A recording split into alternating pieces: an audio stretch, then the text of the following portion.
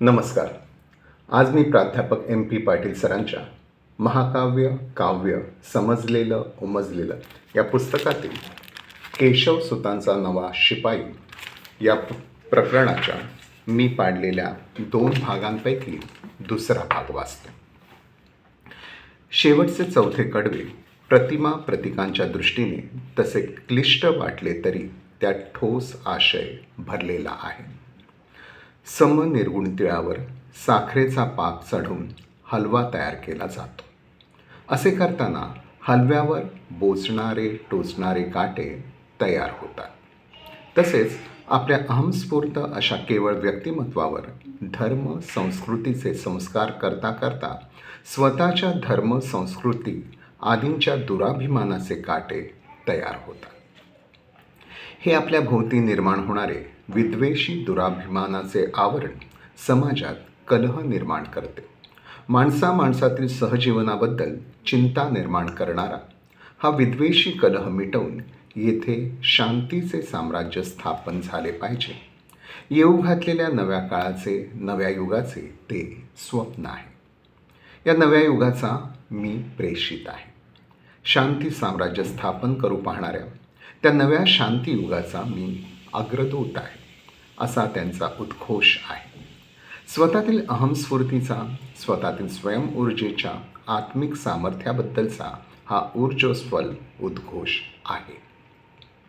असा हा केशवसुतांचा नव्या मनूतील नव्या युगाचा ब्राह्मण नाही, हिंदूही नाही, असा जात धर्म पंथ नाकारणारे, धैर्यशील भूमिका घेणारा, मानवतावादी समतेचा पुरस्कार करणारा, विश्वात्म भावनेनं सर्वांशी एकात्म पावणारा हा संवेदनशील शिपाई अंतिमतः शांती साम्राज्याचे स्वप्न पाहणाऱ्या शांतियुगाचा मी प्रेषित आहे, अग्रदूत आहे, असा उच्च उदात्त भूमिकेवर उभा राहून मानवी साकल्याचा, मानवी सार्वकालिक कल्याणाचा, विद्वेषरहित शांतीचा संदेश देत आहे.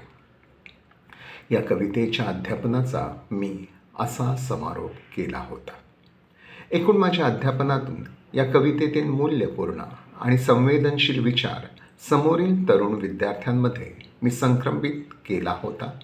साहित्याचे शैक्षणिकदृष्ट्या जे एक संस्कार मूल्य मानले जाते, त्या संस्कार विद्यार्थ्यांवर केला होता.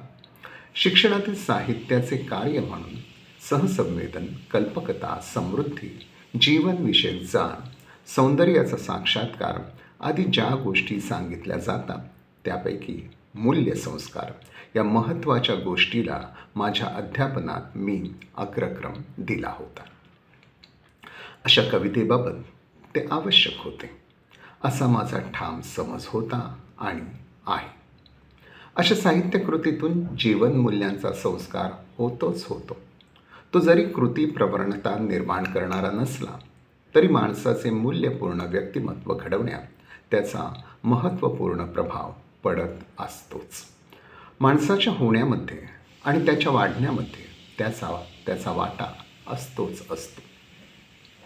हे सर्व माझ्या दृष्टीने खरे असले तरी या कवितेचे कविता म्हणून पुरेसे अध्यापन झाले होते असे म्हणता येणार नाही. कविता म्हणून या कवितेकडे कसे पाहता येईल त्याचेही आवश्यक ते निरूपण अध्यापनात घेणे आवश्यक ठरते. ही केवळ तार्किक निष्कर्ष सांगणारी, केवळ तात्विक विचारांची गद्य स्वरूप विधाने करणारी कविता नाही.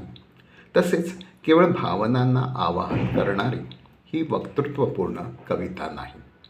सार्वत्रिक स्वीकारार्ह अशी साकल्याची मानवी मूल्ये देणारा कवितागत मी कोणीही वठणीवर आणू शकणार नाही अशा नव्या दमाचा शूर शिपाई आणि या दोहोंच्या सर्जनामागे असणारा विश्वबंधुत्वाचा दृष्टिकोन असलेल्या कवितेचा अदृश्य निर्माता अशा 3 प्रतिमांच्या एकात्म सेंद्रिय संघटनेचे प्रत्यय देणारी ही कविता आहे. कवितागत मी आणि कवितेबाहेरील तिचा निर्माता कवी केशवसूत यांचे रूपकात्म संघटन येथे जाणवतेच. त्याचबरोबर जात धर्म पंथाची मर्यादा नाकारणारा शूर शिपाई कवितागत मीमध्ये एकजीव झालेला आहे, हे रूपकात्म संघटनही येथे जाणवते.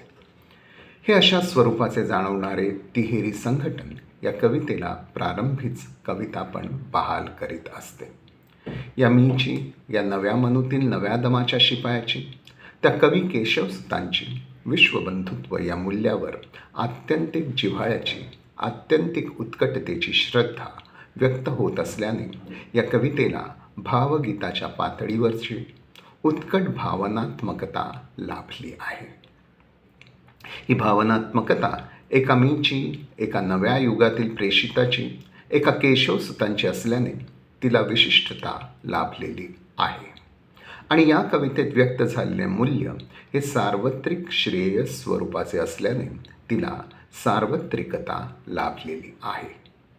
तेव्हा विशिष्टता, सार्वत्रिकता आणि मूल्यभावाबद्दलची भावनात्मकता या साऱ्या गोष्टींचे रूपकात्मक सेंद्रिय संघटन या कवितेमध्ये झाल्याचे दिसून येते. जात, धर्म, पंथ अशा भेदांचे कुंपण नसणारा, याचा सर्वसमावेशक मुक्तमळा, संकुचिततेच्या चतकोर न भागणारी, याची सर्वात्मकतेची खादाड भूक या प्रतिमा त्याच्या विशाल दृष्टिकोन या संकल्पनात्मक प्रतिमेशी एकरूप होतात आणि दुसऱ्या बाजूला या सर्वसमावेशक साकल्याच्या प्रदेशाला संकुचित करणारी कूपमंडूक वृत्तीची प्रतिमा संकुचित नकारात्मक अपमूल्यांबरोबरच संघटित होते. या दोहोंमधला म्हणजे सर्वसमावेशकता आणि संकुचितता यामधील व्यक्त होणारा विरोध मीच्या अभिप्रेत मूल्यालाच बळकटी देत असतो. मीला अभिप्रेत असलेला साकल्याचा प्रदेश म्हणजे पुण्यशील प्रदेश आणि त्याला मर्यादा घालणारी वृत्ती म्हणजे पतित वृत्ती. या ध्वनित रूपकातील विरोधी पुण्यशील साकल्य वृत्तीच्या स्वीकाराचा आणि पतित वृत्तीच्या धिक्काराचा प्रत्यय देत असतो.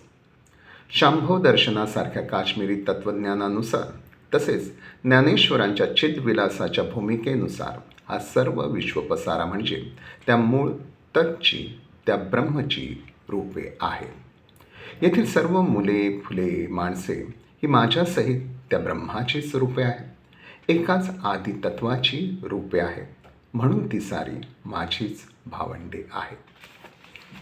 आम्हा सर्वातून एकाच आदितत्वाचा प्रवाह वाहत आहे. या अशा तार्किक तात्विक निष्कर्षाच्या पाठीमागे या दुसऱ्या कडव्यातील सावलीतील गोजिरी मुले, उन्हातील गोड फुले आणि जे माझे मन हर्षू न डुले या सर्वात एक प्रतिमा संघटन आहे, जे माणसामाणसातील भावंडत्वाचा, आपल्याच घरच्या आप्तत्वाचा, ममत्वाचा स्नेहार्द्र प्रत्यय देत असते.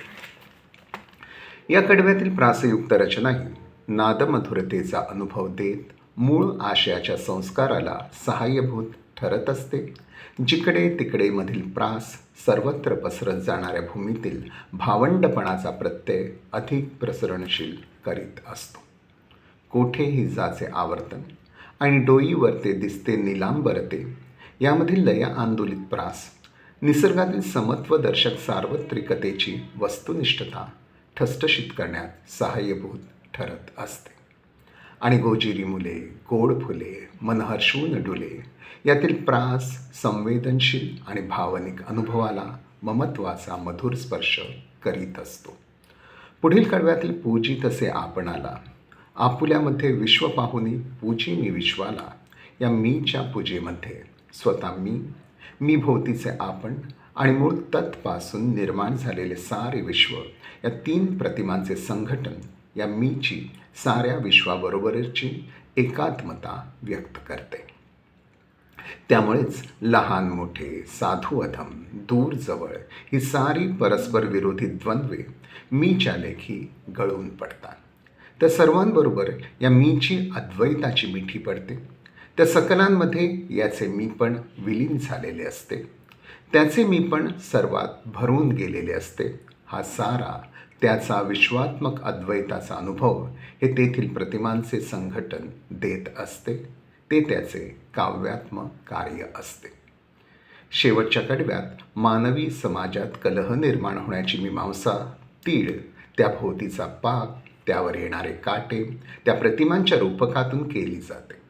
मूळ सत्स्वरूप तत्वरील धर्म नीती आदींचा संस्कार करता करता माणसामध्ये निर्माण होणारा विद्वेष ही स्थिती मीच्या ठिकाणी चिंतायुक्त भावनिक अस्वस्थता निर्माण करते. या अस्वस्थतेवर मात करणारे, शांतीचे साम्राज्य स्थापन करणारे जे नवयुग येत आहे त्याचा प्रेषित ही त्याच्या संदर्भातली प्रतिमा त्या कवितेतील आशयाला अधिक उंच उदात्त अशा मूल्यपूर्ण पातळीवर नेऊन ठेवते. माणसामधला बंधुभाव, समताभाव हा शेवटी सामाजिक पातळीवर निरामय शांतीमध्ये विलीन झाला पाहिजे. हे सर्वमान्य होणारे मूल्य, या मूल्याप्रत नेणारी प्रेषित ही प्रतिमा त्याला युगकर्त्याच्या पातळीवर नेते. कवितेच्या पहिल्या कडव्यापासूनचा संदर्भ लक्षात घेता जात, धर्म, पंथ याबाबत निर्माण होणारा तो अधर्माचा काटेरी विखारी कलह मिटवणारा आणि शांती धर्माची स्थापना करणाऱ्या नव्या युगाचा हा संभवामी युगे युगे सदृश युगकर्ता, युगपुरुष आहे असा अनुभव देणारी ही प्रतिमा आहे. या प्रतिमेतून हा नव्या दमाचा शूर शिपाई वाचकाला एका उच्च उदात्त पातळीवर नेणारा शांत पण निर्धारक असा प्रत्यय देत असते. समोरच्या तरुण विद्यार्थ्यांच्या होण्याला घडवणारा, कवितेतील मूल्यपूर्ण आशय आणि त्यांच्या सौंदर्य सन्मुख लालसेला समाराधन देणारे तिचे काव्यात्म रूपसौंदर्य यांचा अनुभव अशा अध्यापनातून दिल्याचे सात्विक समाधान शिक्षकाला निश्चितच मिळत असते. इथे हा भाग संपतो. धन्यवाद.